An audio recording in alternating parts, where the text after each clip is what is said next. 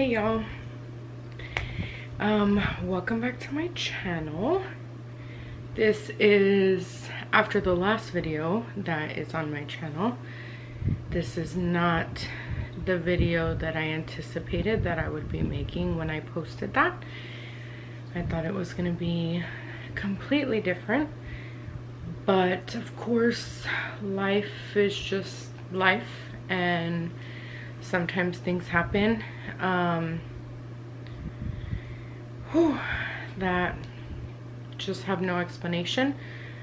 But anyways, the reason I wanted to make this video is because I did have a miscarriage, unfortunately. I was 11 weeks pregnant. And what I went through was unbearable. What I am going through, I should say. And when it first was happening, I was just so lost and I had so many questions. And I realized when I had posted, you know, that I had lost my baby, there were so many people that reached out to me, sending their condolences, but also telling me that they went through the same situation. And I was just honestly flabbergasted at how many people I didn't know went through that same thing. And number one, it's horrible because I feel like the people that reached out to me were people that are more than deserving of being a parent. And also it's not talked about. Like, I realized, I'm like, wow, for me personally, knowing so many people now that have gone through it, I was not prepared for what happened to me. Like, and so as soon as it happened, I was like, I need to talk about it.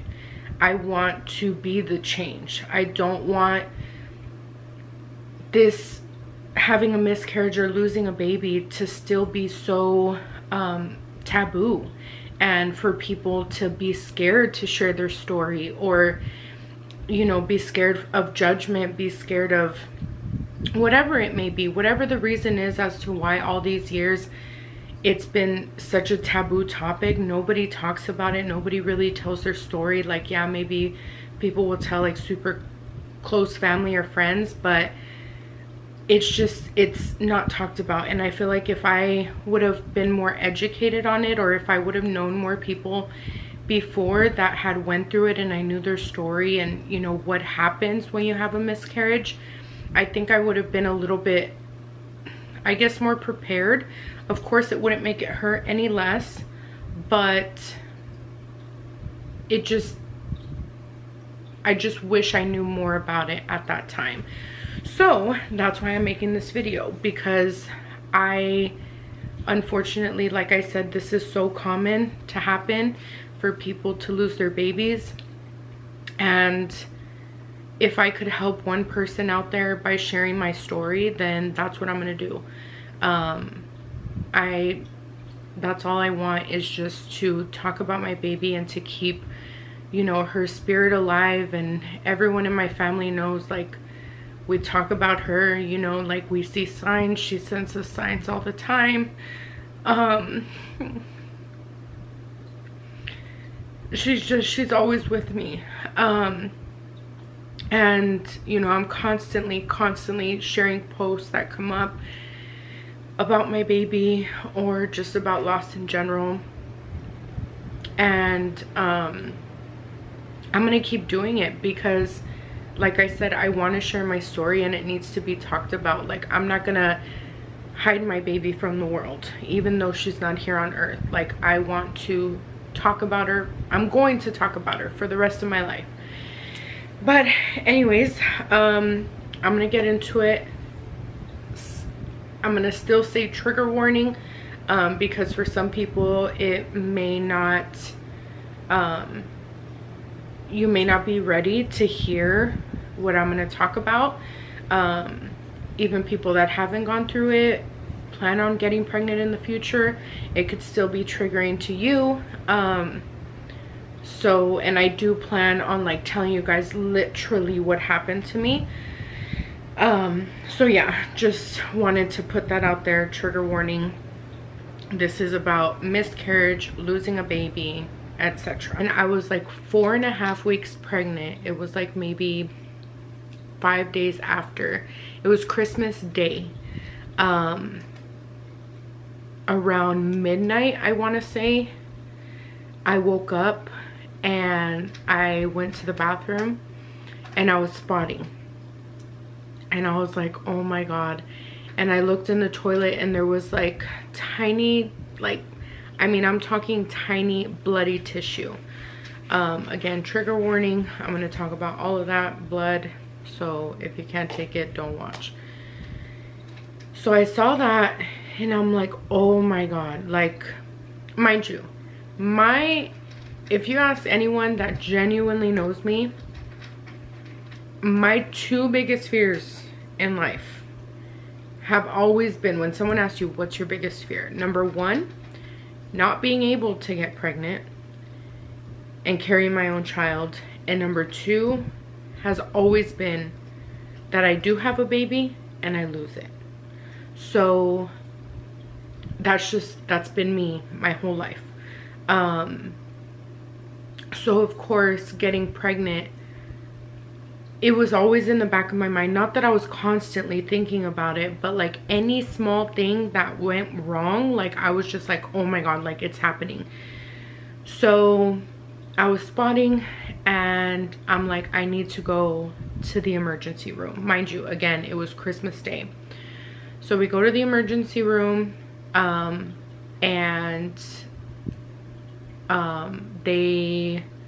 it took forever, but anyways, they did blood work to check my HCG levels, and then they did an ultrasound. But they told me with the ultrasound, it's so early, we're probably not going to see anything. And I was like, okay, I get it. But they did my blood work, and at that point my numbers had risen up from the 40 that they were at my doctor's appointment all the way up to like 100 and something, which was good because I think it was the following day, yeah, on the 26th was my second beta, and they always want them to at least double. So from 40 to 120, that's more than double. So I was like, okay, I felt relieved. I'm like, my body's doing what it has to do. And the emergency room doctor, she came in to talk to me. She's like, the ultrasound, we see the sac. She's like, you know, again, we can't see much, we just see the sac, but everything looks okay. There's nothing to be concerned about, blah blah blah, whatever. Like, everything's good, you're good. And I was just like, okay. So I felt relieved. So we go home, and I think my spotting had stopped at that point. Like, it was very, very little. It's not like it was heavy. That time I was cramping like on and off, like it was like little tiny like baby cramps, nothing uncomfortable. So that was that. The rest of the week goes by, I'm fine, there's no spotting, like everything is perfect, and I'm just like so happy. So then this girl, so then the following week, which was New Year's, on New Year's Eve, we didn't have any plans or anything, so we were just at the house, and all of a sudden, I think we had went to the movies, we got back, and as soon as we got back from the movies, I went to the bathroom and I pulled down my underwear, and there's like a blood stain like this much on my underwear, and I freaked, because again, the first time it was like literally spotting, like just when I wiped, it was like super light pink blood, and then just the tiny little pieces of bloody tissue that were in the toilet. So when I saw that there was that much blood on my underwear, I was like, oh my God, my face dropped, and instantly I was like, it's fucking happening, like I'm losing my baby. So I start crying, I'm panicking, and Gadi's like, relax, like chill out, just calm down. Like, you reacting like this isn't gonna help. I'm like, I need to go to the ER right now. Like, I know they said spotting was normal, but I was just like, no. Like, in my head, I was just like, I'd rather be safe than sorry. So we go to the ER again, and by the time I got there, they had me give a urine sample, and when I went to the bathroom, I wasn't spotting anymore. Like, there was no blood, and I'm like, okay, that's weird. So they do my blood work. I get the results back for the blood work. My HCG levels at that point had risen up to like over 1,000, I think. I don't know, they were pretty high. So I'm like, okay, like, I'm still pregnant, my body is still pregnant, what is happening? So I called the emergency line at my fertility doctor's office, and luckily, obviously it was after hours, it's New Year's Eve, hello. My specific fertility doctor was on call that night. So I was able to talk to her, and I told her the situation. I was like, you know, this is the second time I'm spotting. And she's like, is it enough to fill up a pad? And I was like, no. And she's like, okay, if it were that much, or like if it were like, you know, every hour you're changing a pad, she's like, then yes, I would tell you go to the ER.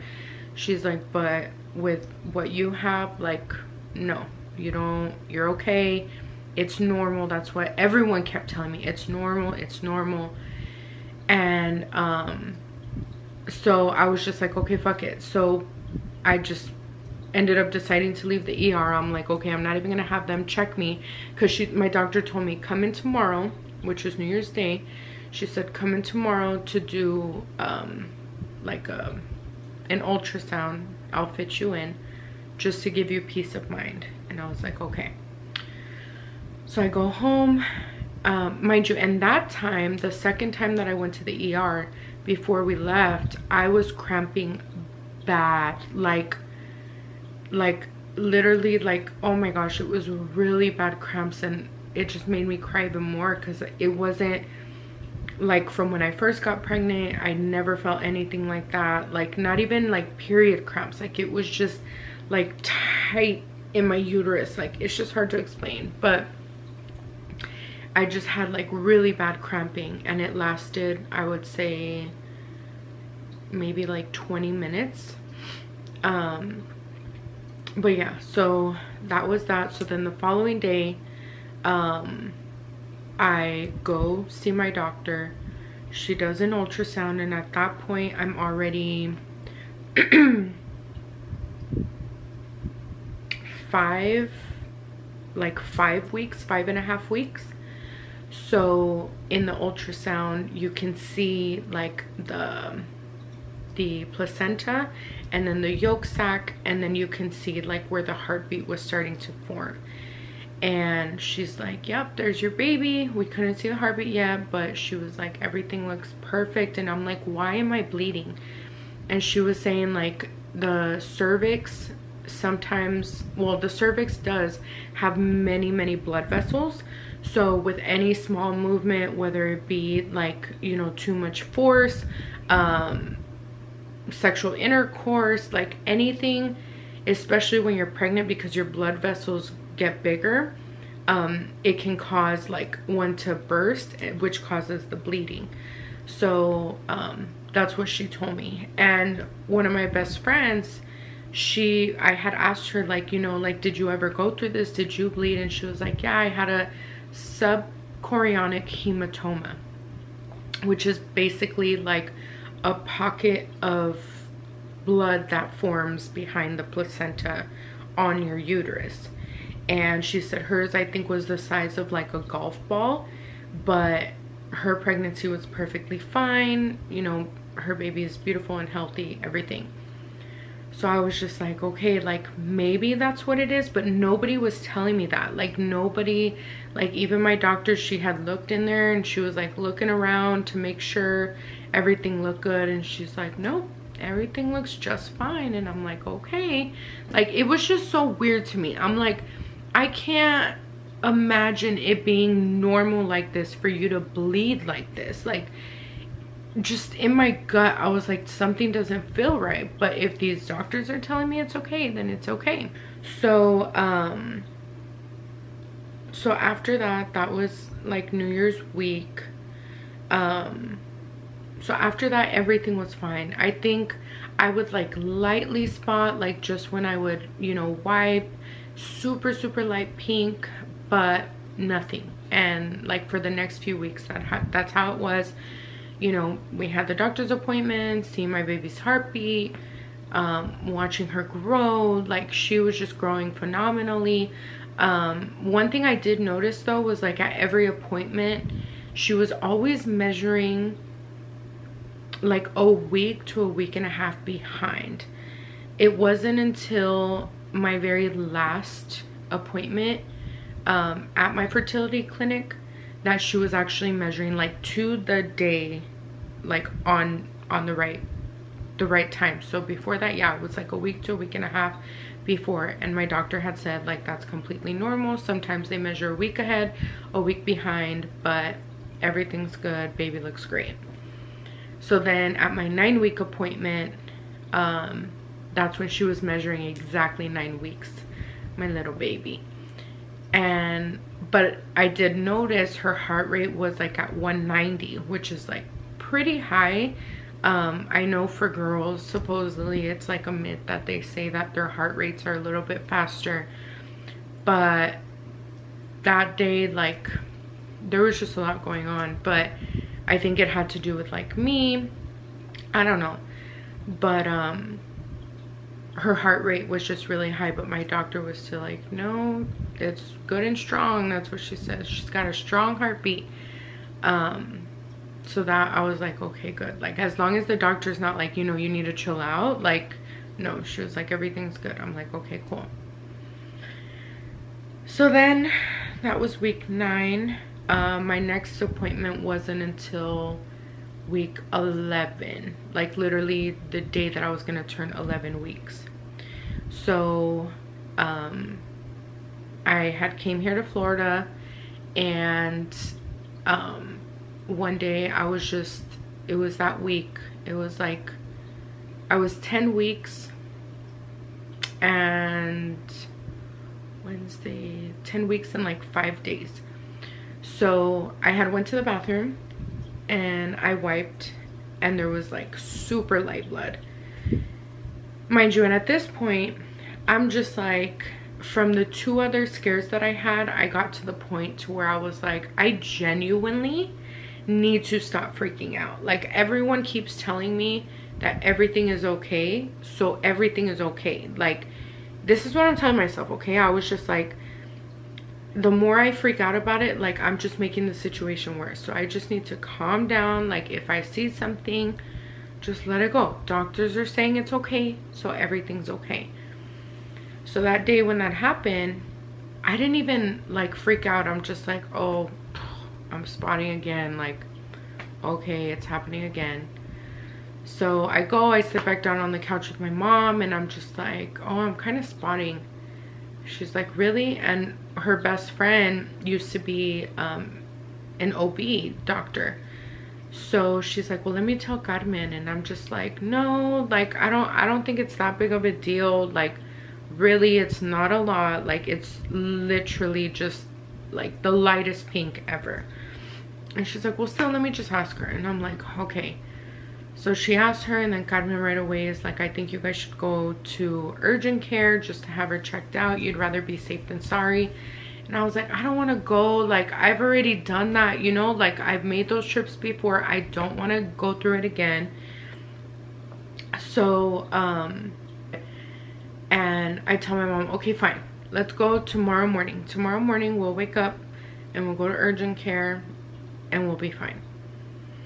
So, like, a tiny part of me went to sleep that night, and I remember I was just rubbing my belly. Mind you, in that day, when that happened, I had just taken my first belly pic, and I posted it, and I just felt like I finally felt like my belly was like rounding out. I just felt good, you know, in my body. And so I remember going to sleep that night, and I was just rubbing my belly, talking to my baby. And I was just like, I know you're okay. I know you're gonna be okay. You're just scaring mommy again. And I prayed, and I'm just like, you know, please God, please don't let it be anything serious. Please just let this be, you know, just something small, whatever. So I went to sleep feeling good, and I woke up in the morning.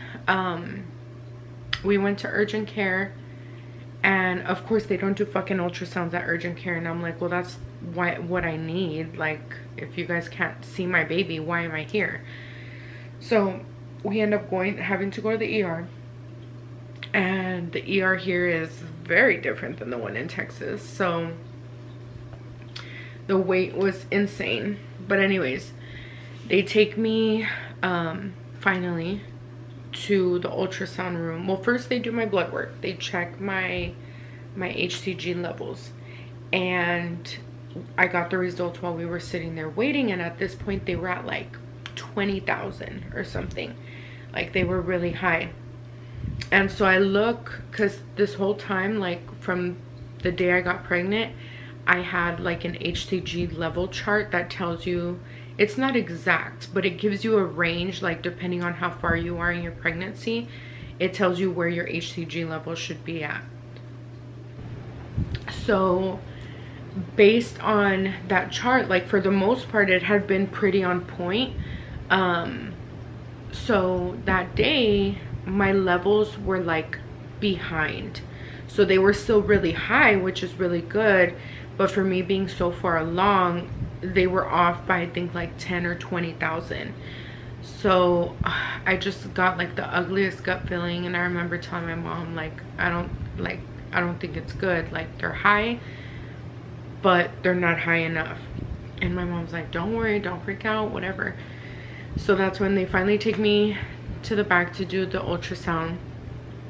And the technician, obviously, since I'd been to the ER twice before, I was like, you can't show me the screen, can you, like when you see my baby? And she's like, well, technically we're not supposed to. And she's like, but I'll go ahead and show you.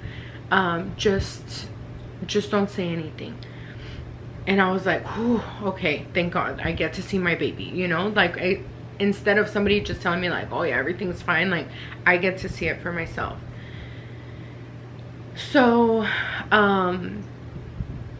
she does the ultrasound, and she's in there, and she's like, I'm checking this, so you're gonna hear this, I'm checking that, whatever. And I mouthed to her because there was another nurse in the room. So I'm like, do you see a heartbeat? And she like looks at me, and she's like yes, you know, like she didn't want to say it out loud. And I'm like, oh my God, okay. Like, I was just like, everything's okay, I'm fine, you know? Like, it was just such a huge weight lifted off my shoulders. So then I'm like waiting, and she's moving around in there, and I'm like, when is she gonna show me my baby? And nothing. And then before I know it, she's like, she takes out the ultrasound thing. She's like, okay, well, go ahead and get dressed, whatever, here's a towel for you, blah blah blah. And I was like, wait, are you not gonna show me the screen? And she was like, well, sometimes, you know, we do have to follow protocol, so I just have to wait for the radiation tech, the whatever tech, to go over the results with you. And as soon as she fucking said that, I was like, fuck. Like, obviously, I'm not stupid. I know it's not good. So I'm like shaking. I get dressed, and I was able to look at the screen, and she didn't have the pictures on there anymore, but it still showed like my information and the baby's information.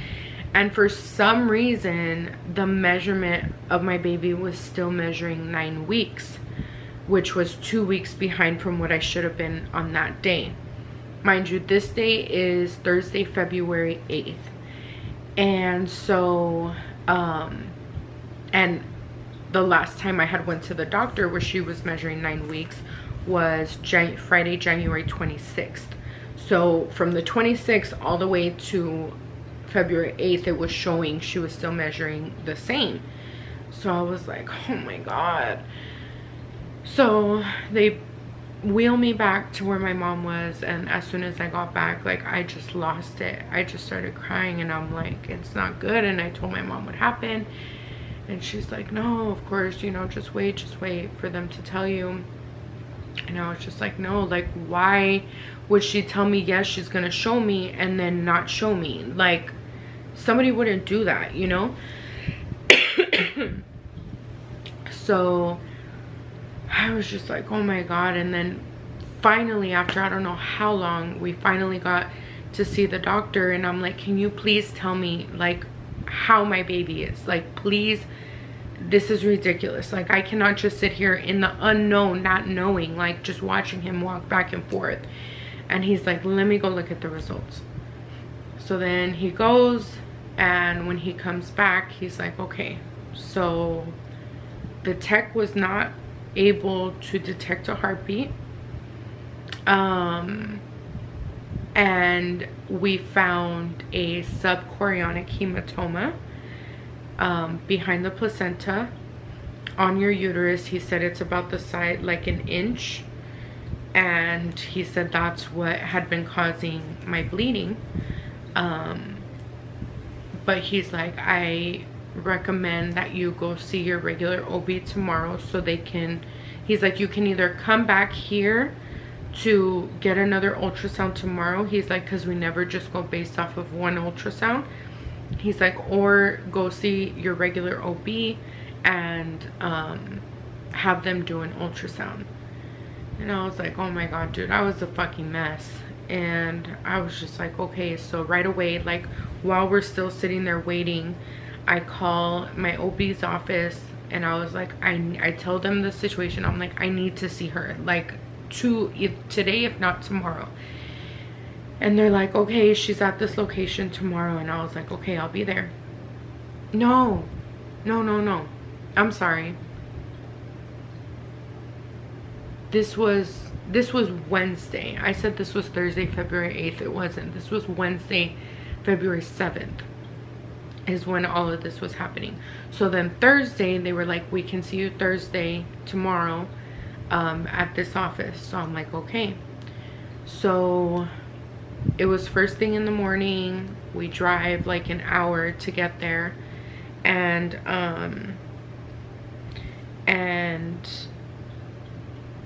they take us back, and I'm asking the nurse, like, you know, is the doctor gonna be able to do an ultrasound? And she's like, oh, I don't know, we'll see. Sometimes she does, sometimes she doesn't. And I was like, well, that's the whole reason I'm here. I said they weren't able to detect a heartbeat yesterday at the ER, so they told me to come for them to see if they can detect a heartbeat today. So I need an ultrasound done. And she's like, okay, well, I just can't guarantee anything, but I'll let the doctor know that you're requesting one. I'm like, okay, thanks. So the doctor comes in, Chelsea Nelson, she's a queen. And she, you know, I tell her the situation, tell her what's going on. She's like, okay, we're gonna do an ultrasound, get undressed. So I get undressed, and it's her and her nurse, a different nurse, and my mom. And she starts doing the ultrasound, and she's looking around, and right away you see my baby on the screen, just my little nugget just on the screen. But she just stays, like, the doctor just stays there still, like, to watch for the heartbeat, and there's no flicker. And that's literally what I said. I was like, there's no flicker. And she's like, yeah, I'm trying to see if I can get one.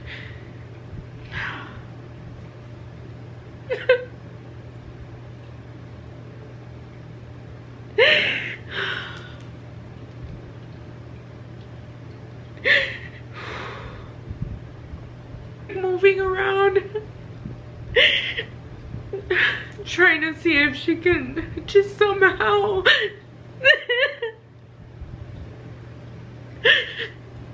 like see something. And I think I even said, like, come on baby, please. Like, I was just praying, like, please, like,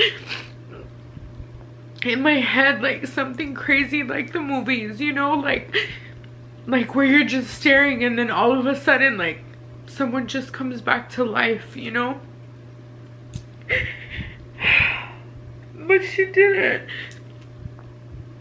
And I mean, I can't even tell you guys how horrible it was to look at that screen and see my dead baby inside of me. To know that at that point, I don't even know how long she was inside of me, just dead. And even like, I mean, just to see it, like I saw her there and she looked the same, like she looked perfect, like a little baby, but just with no heartbeat. She looked the same like she did in every other ultrasound, my little baby, but just no flicker this time. And oh my god, it was just so hard, like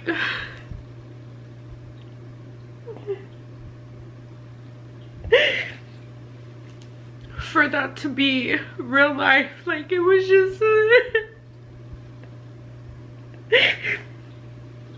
every nightmare of mine that had come to life. It was official. And so that happened, and that day was really hard. You know, I asked the doctor like when, and she had said like from what she could see or guess, it had been just a few days. But of course there was no way to determine when it actually happened. Like it's not like, you know, a human outside like on earth that like a forensic person can see how long they've been dead, you know? So there's no telling when it happened. But I mean, the emotions that I felt within those days, it was just like guilt. That was really the only thing that I felt was guilt. And I blamed myself for putting myself in certain situations that I didn't need to be in. Blaming myself and, you know, just feeling like I caused it. If I would have done this differently, it wouldn't have happened. If I wouldn't have done this, if I would have done that, like just an overwhelming feeling of guilt. And, you know, people telling me like, oh, it was the stress, or, and so obviously I started telling myself that like it was because I was under a lot of stress. And but quickly I had to snap out of that, because, and my doctor told me, she's like, you couldn't have done anything different to not have ended up here. Whatever reason, this baby wasn't gonna make it regardless. Like, you could have been like in the most peaceful state ever and it still would have happened.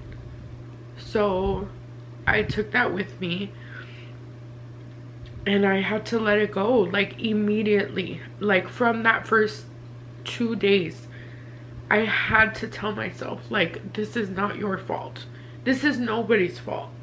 Because if I held on to that guilt, oh my god, like I honestly probably would have killed myself. And I'm not even saying that lightly. Like I genuinely would have done it. Like, and even with releasing that guilt, I still was like, I felt like there was no reason or way for me to even live. Like I didn't want to be alive. But I had to talk myself out of it and really just, I don't even want to say pray, because honestly, like, I was so mad at God, and even till this day, like, I still question things, because I'm just like, how could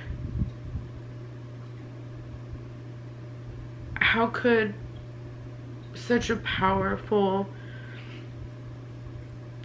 being like God give me the gift of life, give me the opportunity to carry and create and grow a human, just to take it away from me? It makes no sense in my brain. And you know, I try not to think about it like that. I try not to blame anything or anyone, because again, it's not gonna bring my baby back at the end of the day. No matter what the reason is, like, my baby is my angel baby now, and she is in heaven, and she is my earthly butterfly. Hence my pajamas. Everything is just butterfly now. My sheets. And you know, I had to, surprisingly, I will say, because when it first happened, I remember telling my mom, like, I don't know how I'm going to live. Like, I genuinely was like, I can't see past tomorrow. Like, I don't know how I'm gonna do it. But something in me, and maybe it was the mom in me or like my baby, that like just genuinely helped me. But it only took me like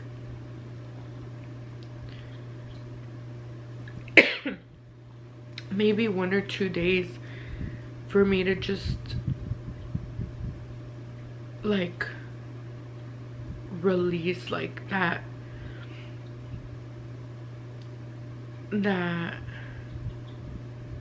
like it gave, like within those days, like I was quickly able to find the will to keep living, you know, like to be okay.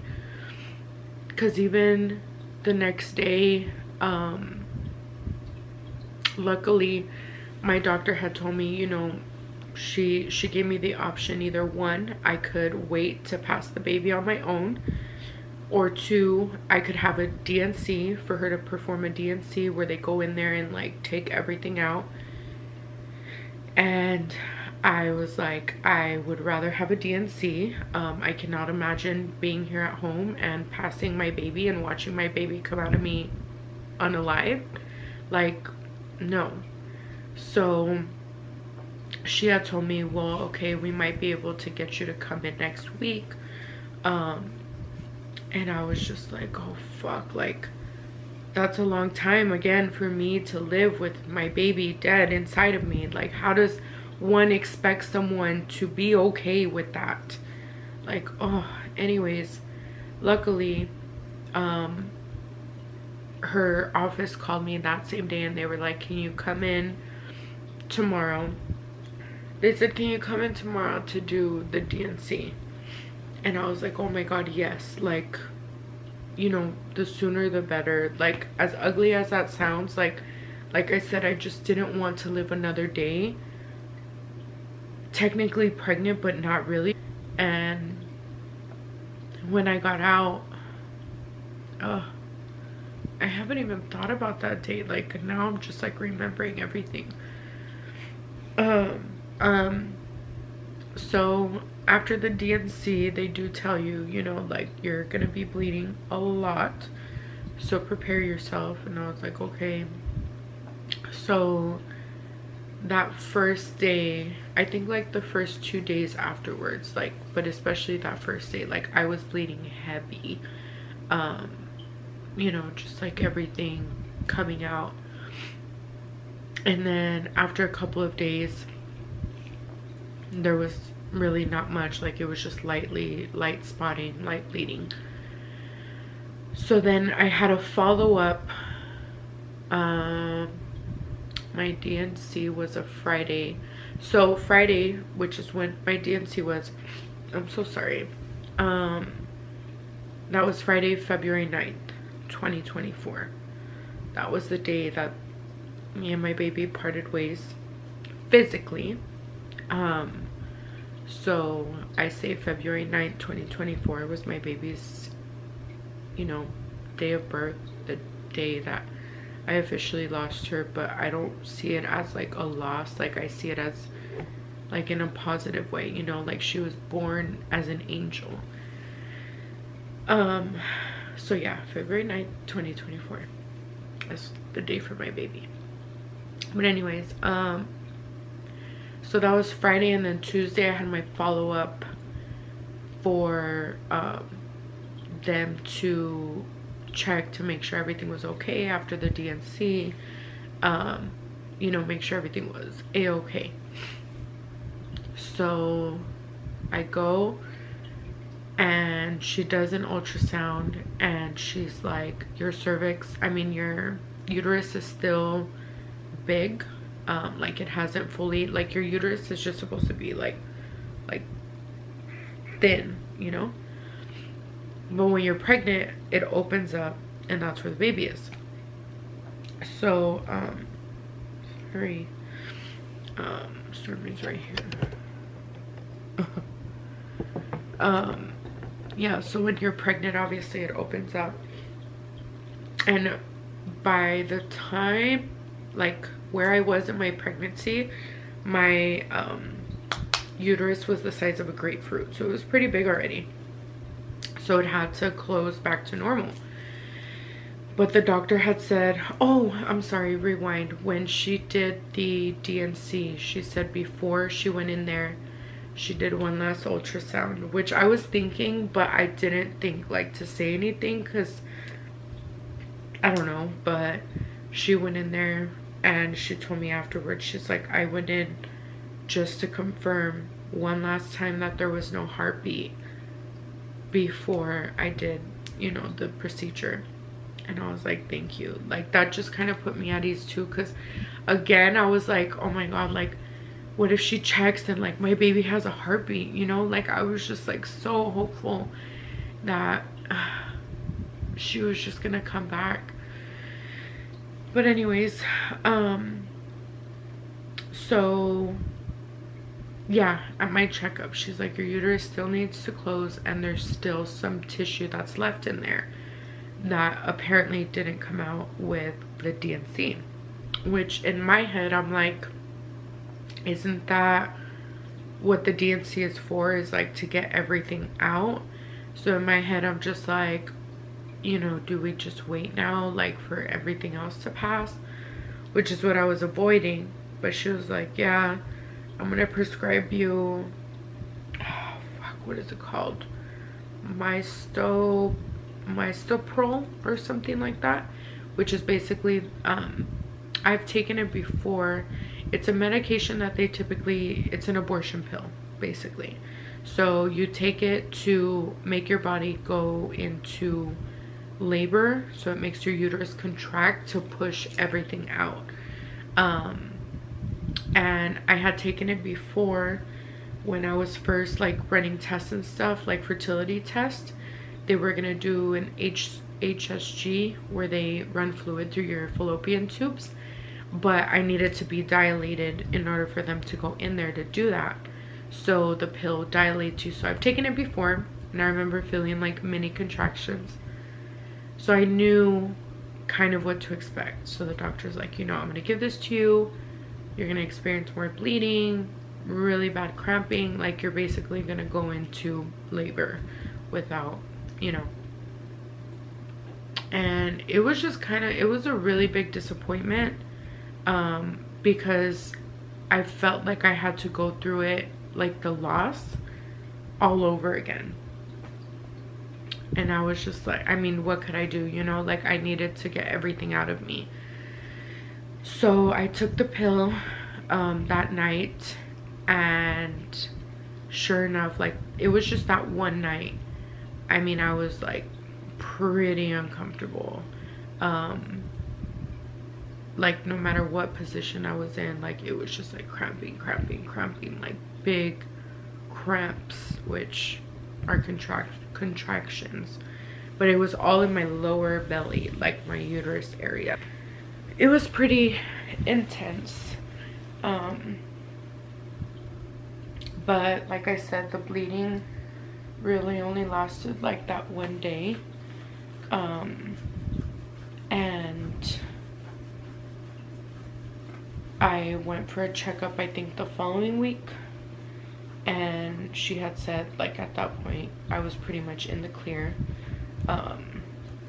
So everything is, I'm not gonna say good now, but I feel like my body is still slowly trying to get back to normal, because there's still days where like I feel like random little cramps, or I will tell you my back has never been the same.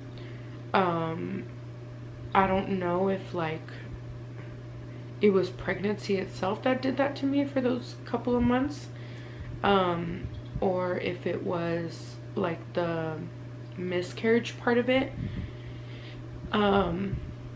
But my back is just like, it's bad. And even before I got pregnant, I had to be going to the chiropractor just because it was like really tight. But now it's just like achy, like it's just, my back is so different. And I was talking to my friend, my really good friend, who unfortunately has been through this unbearable pain twice already. May God bless her soul. And she was telling me too, like the exact same thing. Her back has never been the same ever since the pregnancy. So thank you to that. But it gave me my angel baby, so I can't complain. And what else? It has been a crazy journey, to say the least. Today is April 8th. So tomorrow will officially be 2 months without my baby, which is ironic. I didn't even plan this, but I just happened to have the time to finally film today. But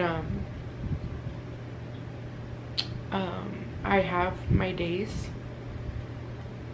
Let me just talk about something.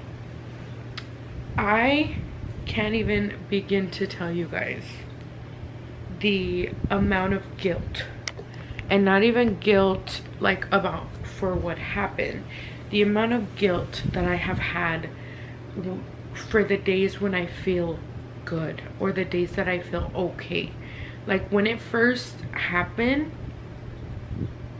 I am very blessed to, you know, have been around my parents and a community of people, literally people here in the community that have become family. You know, like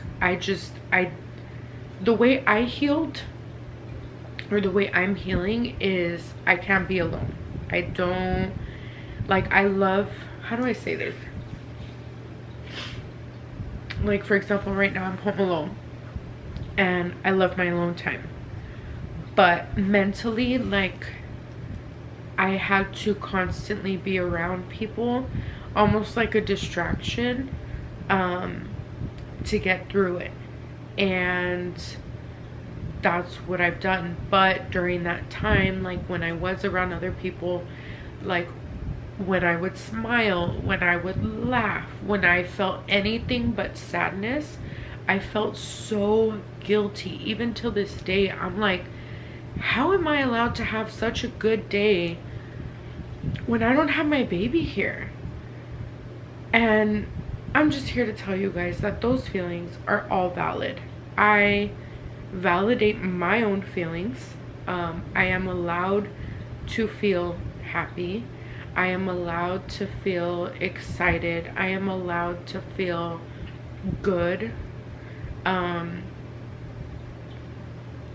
I can't make myself feel bad about that, because I'm human and this is my way of coping with things. And even if, you know, I would have gone the other route of just wanting to shut myself off from the world and deleting all my social media and locking myself in my bedroom in the dark for months at a time, that would have been just fine too. If that's how you deal and you cope, then fucking do it. Please do not let anybody tell you what you should or shouldn't do, or how you should or shouldn't heal. Like, your healing journey is your healing journey, and everything that you feel is valid. That's one thing that I've learned, is like, I am allowed to feel what I feel. And you know, like one of the main things that I have advocated for myself is, even though I don't have my baby earthside, you're not going to take away the title of me being a mother. You're not going to take that away from me. I am still a mom. I will still be celebrated on Mother's Day, like, because I'm a mom, you know, like. And I even made a poem one night, I guess you would call it a poem. I was just like sitting outside watching TV, and all of a sudden, like it just started coming to me. And so I just started typing on my phone saying, like, I am a mom. I just didn't get to, you know, hold my baby in my arms. I am a mom. I just didn't get to get her ready for school, you know, like, still validating myself that regardless of what happened, I'm still her mother. I am still a mother. And the same thing for everybody else who has gone through this. You're still a mother, you're still a parent, you're still a father, you're still everything, you know. Grandparents, you're still grandparents. And that's another thing, like, I had a sense of guilt. There's just so much that I could say about this, but I had so much guilt, like, for my family, because, like, I know my mom was so excited to be a grandma, and that got taken away from her. You know, my cousin, who is the only one in our close-knit family that has kids right now, and she was finally gonna get to be the tia, you know, because it was always me and my sister who were the ones that had the nieces. You know, my sister, who was finally gonna have my baby, you know, like, just everyone, like, I just felt guilty, like, fuck, like, I took that away from them. But no, I didn't. Life happened, and my baby's just not here earthside, but she's here. And I am fortunate to, like I said, have been surrounded by the people here physically, but my friends who have sent me stuff from miles and miles away, to remember my baby by, necklaces, jewelry, the letters that come in it, you know, my wife, who has sent me stuff for our baby, and you know, even with her dealing with this loss too, I'm so thankful to be surrounded by the people that I have in my life. I know my baby in heaven is just, you know, proud of me and her family. And I know that one day she's going to send me an angel for Earth, handpicked by her, and I will get the opportunity to bring a baby earthside, happy and healthy. And I genuinely cannot wait for that day. And that's another thing that I'm still kind of struggling with, is like getting pregnant again. Not physically struggling, but like mentally struggling, because obviously more than anything, I still have that yearning to have a baby here with me physically, you know. But at the same time, I'm like, I don't want, and it also has to do with like how people see me and perceive me. Like, I don't want people to be like, oh wow, she's moving on already with like another baby and just forgetting about her baby, you know. Like, again, valid feelings, but at the same time, I could never replace my baby. Kareli Sochi is my queen. But yeah, I guess that's it. That's what happened. I genuinely thank each and every person that reached out to me when I lost my baby. Everyone that continues to check in on me to see how I'm doing, I appreciate you. Those of you who have gone through this pain, I'm sorry. I am so sorry, and it's not fair. I will never ever ever comprehend how or why it happens. If you've gotten your rainbow baby already, God bless you and your baby. You're just very lucky. And if you haven't, then I will be praying for you. I pray that you do get your rainbow baby soon, or when you want it. Maybe you don't want it right now. And yeah, I hope that sharing my story, you know, helps other people talk about it. If you have questions about anything that I went through, please don't be scared to reach out. I'm clearly an open book. You guys have always known that about me. I will answer any question, but at the same time, I am not a doctor. I should have prefaced that at the beginning of this video. I am in no way, shape, or form any kind of doctor or specialist in this area. But yeah, so if there's like some kind of emergency that you're going through, please make sure you either go to the emergency room or call your doctor. Of course, like I said, if it's like a question that you may have, just ask me. But again, I am not a doctor. But yeah, I am here for you guys. Thank you guys for listening. I love you guys so much, and we'll see you next time. Bye.